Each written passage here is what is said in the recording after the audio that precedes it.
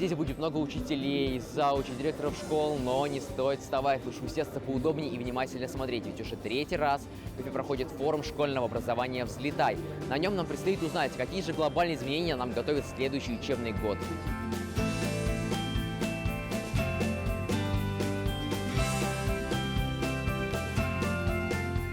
Мы проводим с вами уже третий форум, мы его назвали «Взлетай». Этот форум, не знаю, как вам, для меня он еще всегда имеет огромное значение, потому что, если вы помните, именно в ходе обсуждения на форуме мы принимали очень важное решение для образования Республики Башкортостан. Мы здесь приняли решение с вами о переходе на 5-дневную неделю. Мы здесь с вами сформировали контуры проекта «Взлетай». Мы с вами здесь принимали решение о создании полилингвальных школ и так далее и тому подобное.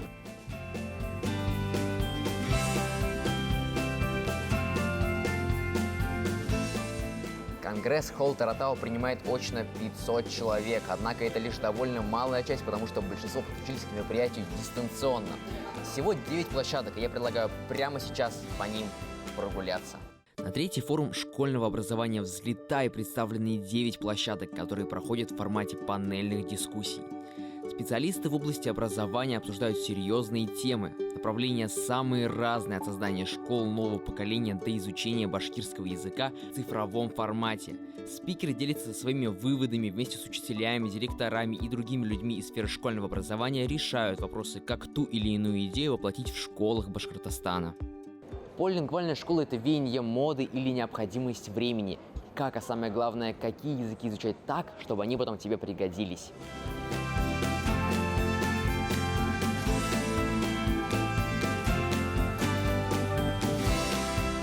Я не буду скрывать, я сам довольно часто прогуливал башкирский язык. Как сделать так, чтобы мои сверстники, в принципе, ученики, они относились с должным уважением, пониманием и даже интересом? В первую очередь, наверное, чтобы вы не убегали из урока башкирского языка, нужно уйти от старой методики. То есть сейчас русскоязычных детей бесполезно на башкирском языке заставлять писать диктанты, изложения. То есть это уже данный метод преподавания не действует. И главная наша задача – это погрузить детей в языковую среду. Раз он живет в Республике Башкортостан, он на элементарном уровне должен читать вывески на башкирском языке, должен спросить, как дела, хальдарнисик, хаумагал, хаубал. То есть вот на бытовом уровне понимать он, естественно, должен.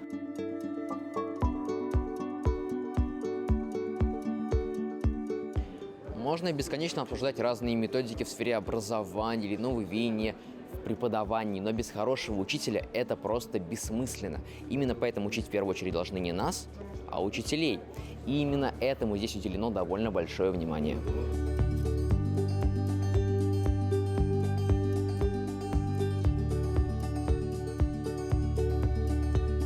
Что самое трудное в контроле образования? Что не нравится сейчас школьникам, и сделать как, чтобы им нравилось, и они хотели ходить с горящими глазами в школу.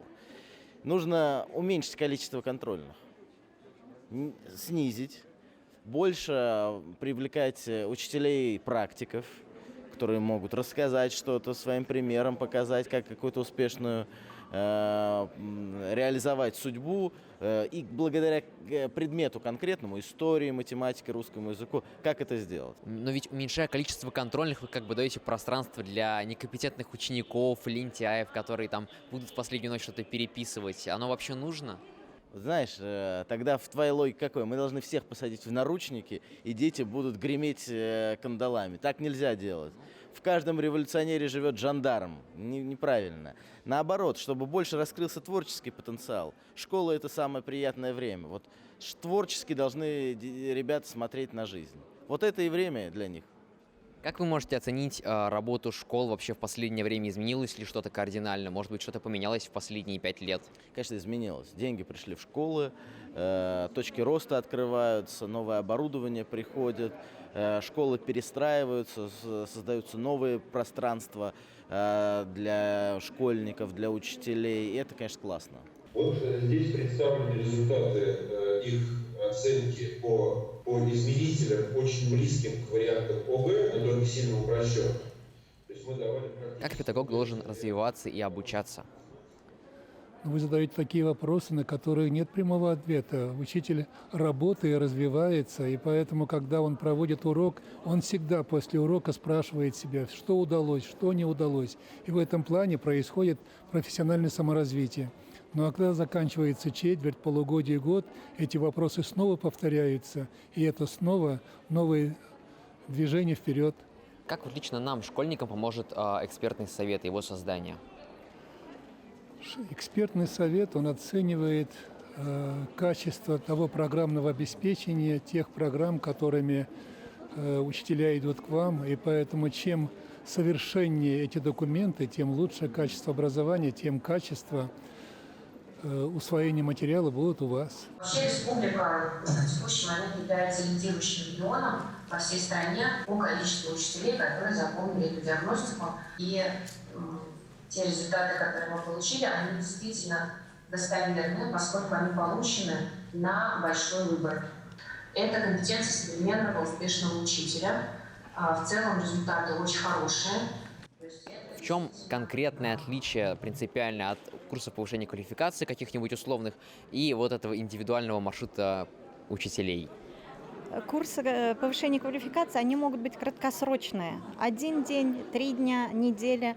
А индивидуальный образовательный маршрут составляется на 1 год, как минимум, и включает в себя в том числе курсы повышения квалификации, обучающие тренинги, стажировка и так далее. И таким образом в течение года составляется план работы учителя, и проходя вот этот индивидуальный образовательный маршрут, он значимо повышает свою квалификацию разными способами. Проект «Залетай» — это отличная возможность для старшеклассников овладеть сразу несколькими полезными навыками в рамках 5 образовательных модулей для 10-классников и 4 для 11-классников. Вот это да, я и не знал, что можно профессионально овладеть сразу несколькими профессиями, а не только одной. Перед началом форума гости могут ознакомиться с выставочной экспозицией, на которой представлены инновационные разработки для образования. В их числе интерактивный стол для изучения анатомии человека, межпредметный картографический тренажер, технологии для 3D-печати, манипуляторы, программы для развития навыков, программирования и робототехники, интерактивные доски и дисплеи. Мои родители недавно делали на даче ремонт, и я знаю, что это такое. Это плиткорез. Но что это за большое количество разных всяких строительных штук? Расскажи. Это основное оснащение облицовщика-плиточника. Здесь мы видим обычный стеклорез, который также используется для реза плитки. Здесь мы видим в простонародье балеринку. Для будущих учеников будет ли это востребовано в будущем на рынке труда? Я считаю, что данная профессия была, есть и будет востребована, так как механизировать данный процесс мы не можем. Режем, клеим плитку мы только силами людей, потому что роботов, к сожалению, мы еще не изобрели.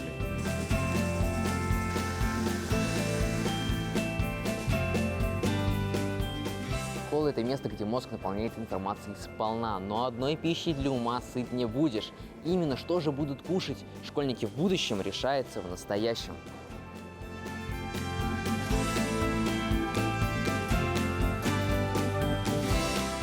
Я вот заметил целое изобилие разных меню, а это вообще будет реально применяться в школах? Планируется это введение? Мы на самом деле и предлагаем это внести в каждой школе нашей республики, чтобы у детей был обучающий контент. Короткий видеоурок и к нему вот этот вот рабочий практический материал. Вот я очень люблю «Железного человека», да, смотрю там про него фильмы. А что он вообще кушал? Там Халк, там или Гермиона из «Гарри Поттера». Вот вы знаете, есть меню «Железного человека», как подать классно тему профилактики железодефицита, чтобы у ребенка в рационе были у нас продукты, мясо, возможно, даже субпродукты. Можно взять меню «Железного человека» посмотреть.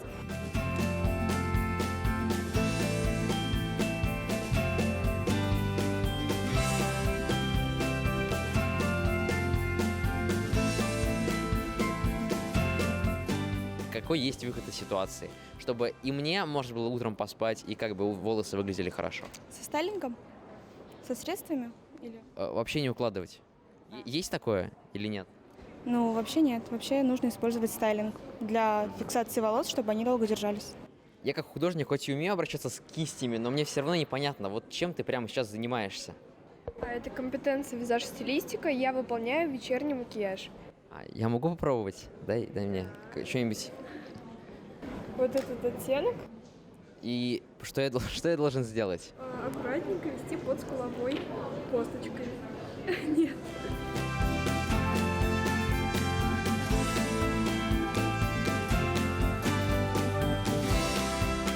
Дания, расскажи мне, пожалуйста, что это за штука? Что она делает? Это наша с Маратом умная теплица. У нее есть функционал климат-контроля. Вот мы ее подключаем, Да. и как станет слишком жарко, тогда включится вентилятор. Вот. И тогда уже начнется охлаждение.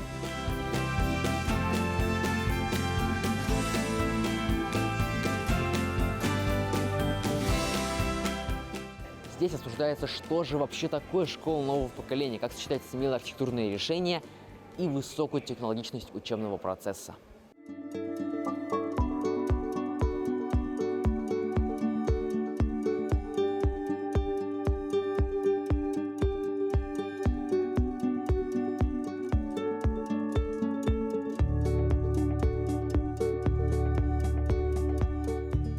Есть разница. Есть московское образование, наиболее организованное, там и качество лучше, да? Есть условное образование в Башкирии. Вот мы, деля страну на продвинутую столицу и непродвинутую провинцию, делаем очень большую ошибку.